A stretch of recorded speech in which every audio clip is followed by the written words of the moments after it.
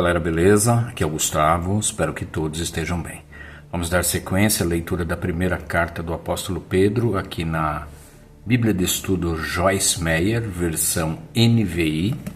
Hoje capítulo 2, né? Acho que eu só li um. É isso mesmo.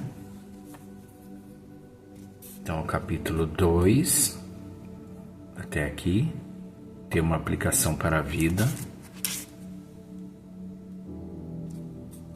1 Pedro 2, aqui é do capítulo 2.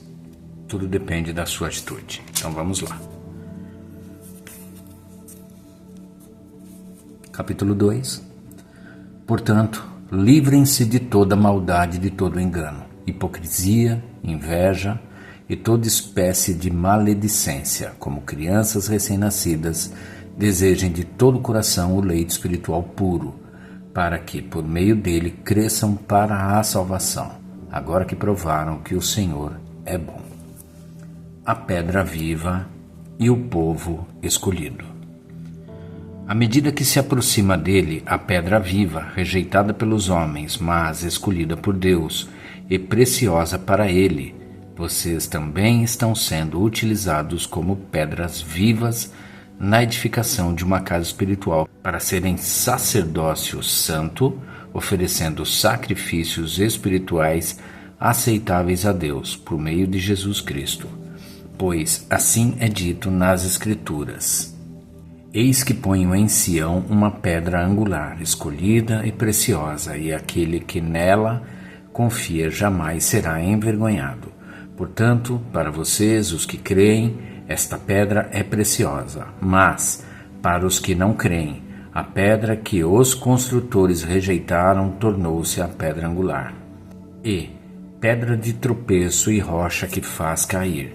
Os que não creem tropeçam, porque desobedecem à mensagem, para o que também foram destinados.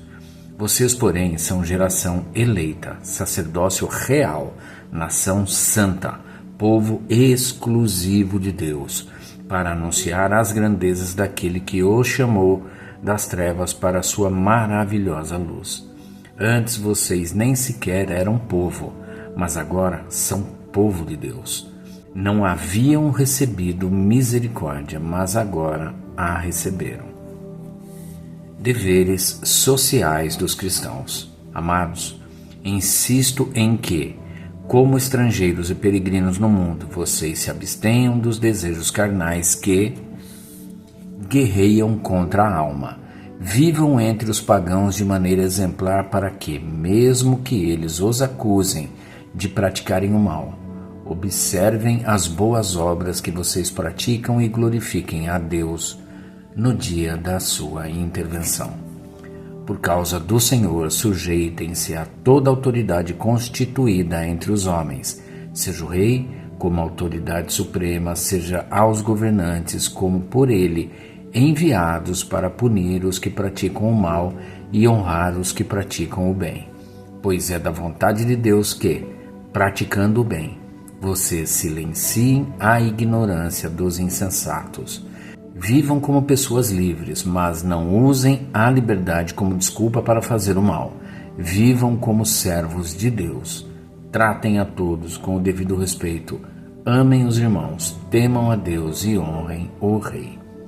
Escravos, sujeitem-se a seus senhores com todo respeito, não apenas aos bons e amáveis, mas também aos maus, porque é louvável que, por meio de sua consciência para com Deus, alguém suporte aflições sofrendo injustamente, pois que vantagem há em suportar açoites recebidos por terem cometido mal? Mas se vocês suportam o sofrimento por terem feito o bem, isso é louvável diante de Deus. Para isso vocês foram chamados, pois também Cristo sofreu no lugar de vocês, deixando-lhes exemplo para que sigam os seus passos. Ele não cometeu pecado algum, e nenhum engano foi encontrado em sua boca. Quando insultado, não revidava. Quando sofria, não fazia ameaças, mas entregava-se àquele que julga com justiça. Ele mesmo levou em seu corpo os nossos pecados sobre o madeiro, a fim de que morrêssemos para os pecados e vivêssemos para a justiça. Por suas feridas vocês foram curados, pois vocês eram como ovelhas desgarradas, mas agora se converteram ao pastor e bispo de suas almas. Agora aqui a notinha. Aplicação para a vida. Tais como pedras vivas, em 1 Pedro 2,5, precisamos ter vidas dedicadas e consagradas que incluam sacrifícios espirituais, mas somente os que sejam agradáveis a Deus e aceitáveis diante dele.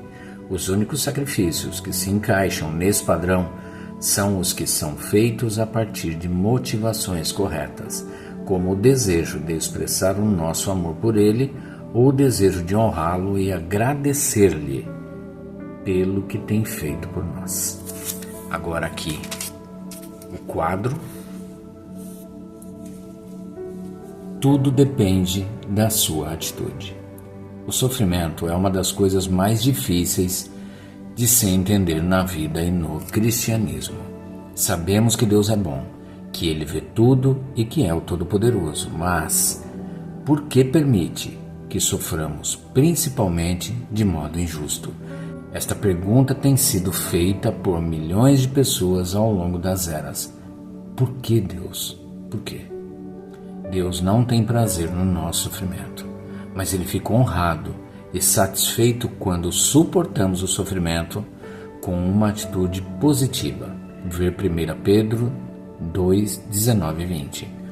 Confiança exige perguntas sem resposta. Se soubéssemos todas as respostas, a fé não seria necessária. Algumas pessoas ficam zangadas com Deus quando a tragédia ou uma dificuldade extrema cruza o seu caminho. Esta é a pior coisa que alguém pode fazer, porque só Ele pode nos ajudar. Um homem que conheço passou pela trágica experiência de ver seu único filho morrer de câncer. Depois disso, ele perguntou a Deus amargamente: onde o Senhor estava quando meu filho morreu? Deus respondeu: no mesmo lugar em que estava quando o meu filho morreu.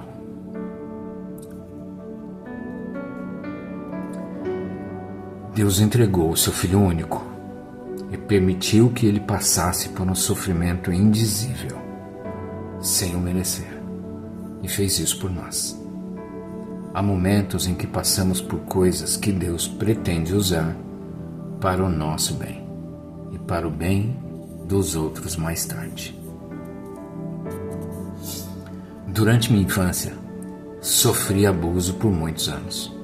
Eu orava e orava, mas nenhuma libertação acontecia. Eu recebi forças que me fizeram suportar e determinação para vencer e para algum dia fazer algo grande com a minha vida. Hoje, tenho muitos traços de caráter que se desenvolveram durante aqueles anos e que muito me ajudam no ministério que tenho atualmente. Um deles é que posso me identificar com as pessoas que foram feridas pelos outros.